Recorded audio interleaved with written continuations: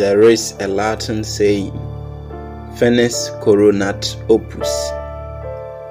It means the end crowns the work. Everything that has a beginning must eventually come to an end. And while it seems that starting is the most crucial part of anything, it is true that ending it may be the most important. In more competitive events, the end may even be more important than the beginning. Often, it is true that many people are unable to finish with the same enthusiasm as they started. In fact, some are unable to finish at all. Somewhere in the middle, or even close to the end, they begin to lose energy, zest, enthusiasm, and the willpower to go on. Some easily and readily give up the moment difficulties and opposition begin to surface.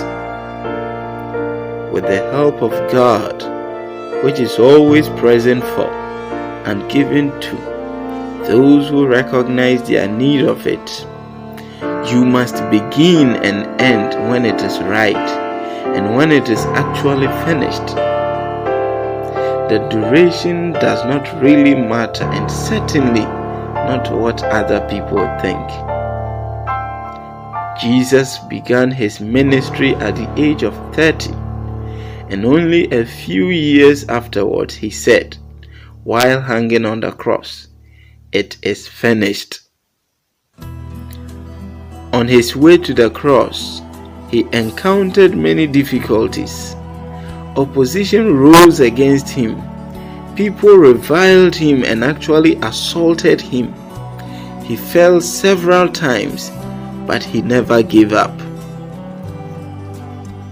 His eyes were intently fixed on the cross. That is where it had to end. That is where the finishing line was. And that is where victory could be gained.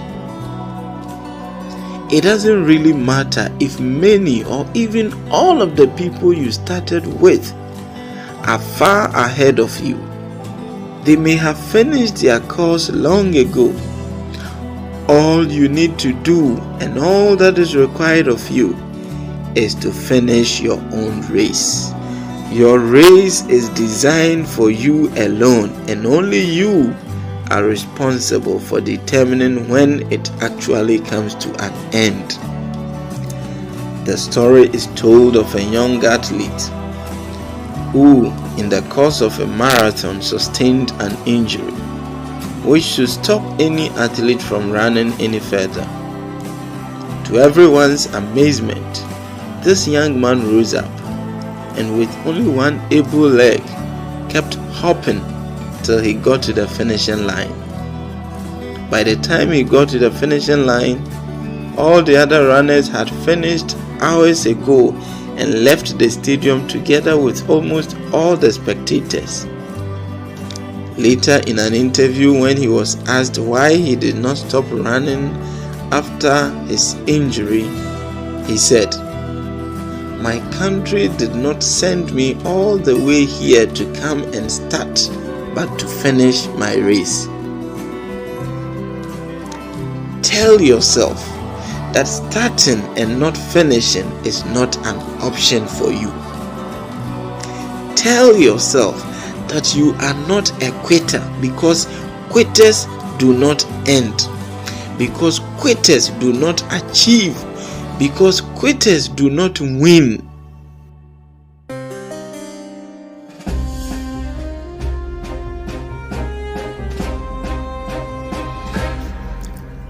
In many cases, starting something is relatively easier.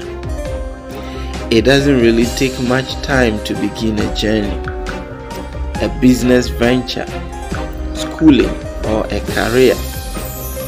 Anyone can start some type of career, but it takes goodwill, it takes courage, it takes determination, perseverance, and character to keep at it and to see it through. Your adversaries are not bothered when you begin something. The enemy doesn't stop anyone from starting. Every day he sees countless number of people start. They start beautifully, and yet he is not even worried. He stands by and looks on unconcerned. The end crowns the work. Indeed, it is the end that crowns the work. It is the end that makes sense of the beginning. No one has ever received any prize or an award for starting something unless the thing succeeds. No one receives a medal for starting a race that he doesn't finish.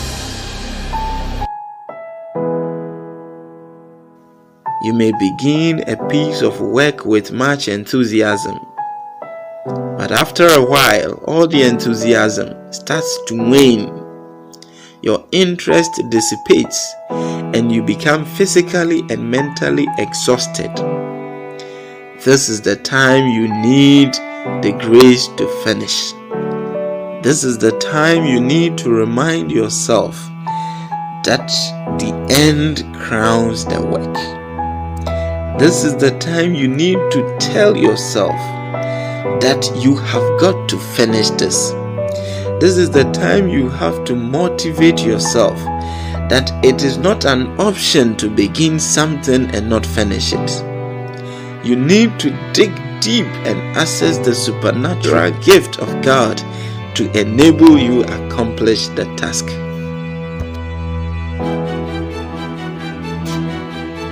You have to know something. The moment you begin breaking new grounds, the moment you begin making impact and touching lives, the moment you begin acquiring new, wealthy and influential clients, the moment you begin making a name for yourself and getting one step closer to that target, the moment you start getting better, the moment you get closer to that finish line, that's when you get your opponent's attention. Your enemies will not waste their time on you if they believe that you are a lost cause. It is when they see you making progress and getting closer to the finishing line that they begin to work overtime, throwing all kinds of troubles at you, just so that you would give up and never finish the good thing you started. Life is a journey. Life is a race. But it is not a sprint. It is a marathon. If you are in it, you must be in it for the long run. You must be in it all the way to the end.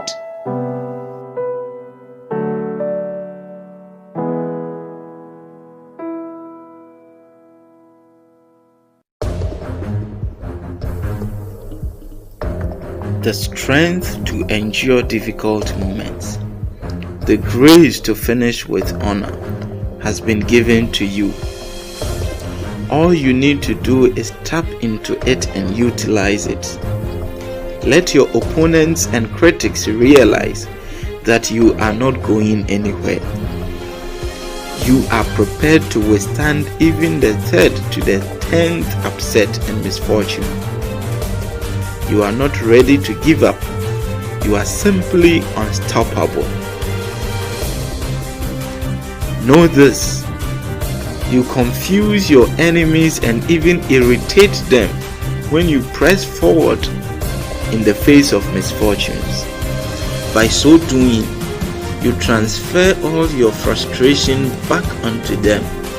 They become perplexed, confused, and frustrated. They suddenly awake to the reality that you have risen above nature and you have become so much stronger and better. Your enemies think that you will give up when you have your first downfall, But you must understand that the downfall of a man is not the end of his life. And so get up and press forward. They think that you will give up when you have your first miscarriage. But you must understand that God's time is the best. And so you must trust in the Lord. They think that you will give up and take to drinking when your marriage or your business collapses. But you must believe that when one door closes, another door opens.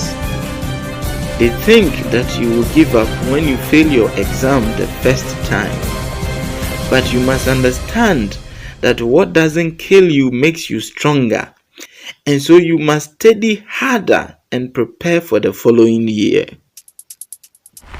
The end crowns the work. The end crowns the work. Everything you worked for, everything you have been through, everything you have begun will become a total waste if you fail to bring it to a successful end. It's easy to give up when things don't proceed as planned. When things get tough and life becomes unbearable, the enemy will whisper lies in your ears. He will tell you it won't work. It's never going to work. It's only going to get worse. Just quit and settle. You just have a bad luck. You are cursed. You just don't have what it takes. Your family is the cause of everything. Take it from me. When you are tempted to get discouraged and settle, it's because you are close to your breakthrough. When you have setbacks, disappointments, people coming against you, negative medical report, marriage problems, and financial problems, don't get discouraged. It is a sign that you are getting closer to the finish line. In these moments, you must take a stand and talk to your innermost being. Tell yourself, no weapon fashioned against me shall prosper. Keep reminding yourself that God is the author and finisher of your faith. That he who began a good work in you will surely bring it to an end. And instead of talking about how big your problems are, talk about how bigger your God is.